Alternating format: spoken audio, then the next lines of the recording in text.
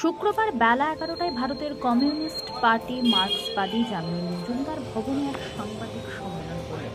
পশ্চিমবঙ্গের মাধ্যমিক পরীক্ষার তৃতীয় স্থান অধিকারী উদয়ন প্রসাদ তার লক্ষ্যকে এগিয়ে নিয়ে যাবার জন্য ডাক্তারি পড়া পর্যন্ত সমস্ত দায়ভার গ্রহণ করলেন দক্ষিণ দিনাজপুর জেলা সিপিএম পার্টির নেতৃত্ব।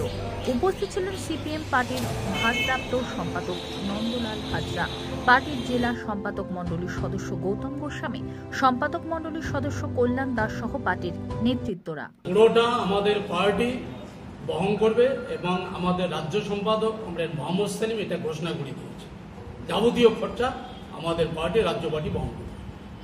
ওর রেজাল্ট ভালো হওয়ার সাথে সাথে আমাদের মধ্যেও একটা ভাবনা তৈরি হয়েছিল যে ওর পড়াশোনাটা কিভাবে চলবে, কি হবে। তা আমরা আমাদের রাজ্য পার্টিকে আমাদের দক্ষিণ দিনাজপুর জেলা কমিটির পক্ষ থেকে ধন্যবাদ, অভিনন্দন এবং কৃতজ্ঞতা জ্ঞাপন করছি যে যথাসময়ে যথোপযুক্ত সিদ্ধান্ত রাজ্য পার্টি গ্রহণ করেছে এবং ওর উচ্চশিক্ষার যাবতীয় খরচ যা পড়তে চায় ওর পিতা, ওর পরিবার এবং ওর শিক্ষকরা যেভাবে পড়ার পরামর্শ দেবে এবং ও যা পড়তে চায় তার যাবতীয় আর্থিক দায়িত্ব বহন করবে আমাদের পার্টির রাজ্য কমিটি। আমরা মনে করি যে আমাদের পার্টি যে সামাজিক ক্ষেত্রে এবং আমাদের এই ধরনের ঘটনার মধ্য দিয়ে যে ধরনের সিদ্ধান্ত গ্রহণ করা উচিত তার একটা উজ্জ্বল দৃষ্টান্ত স্থাপন করলো এই সিদ্ধান্ত গ্রহণের মধ্যে।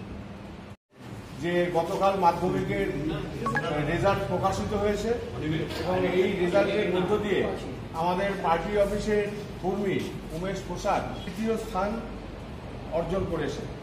তো এই বিষয়ে আমাদের পার্টির রাজ্য কমিটি একটা সিদ্ধান্ত গ্রহণ করেছে, যেটা গতকাল অনেক রাতে আমাদের রাজ্যতে অবহিত করেছে, আমাদের জেলাকে অবহিত করেছে। তো সেই বিষয়টা যে সিদ্ধান্ত রাজ্য পার্টি গ্রহণ করেছে সেটা আপনাদের সামনে আপনাদেরকে অবহিত করবার জন্য এবং প্রকাশ করার জন্য খবরে, সেই জন্যই আজকে আমাদের সাংবাদিক বৈঠক। এখন আমাদের ভারপ্রাপ্ত সম্পাদক আছে নন্দলাল হাজরা, তিনি সমগ্র বিষয়টা আপনাদেরকে অবহিত করবেন।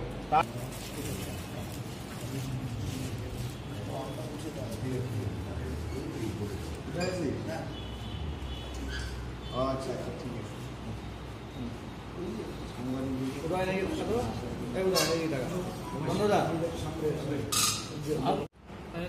অনেক সুবিধাই হবে, কারণ উচ্চশিক্ষার জন্য অনেক বেশি অর্থের প্রয়োজন হয়, যার সংস্থান করা অনেকটা অসুবিধাজনক।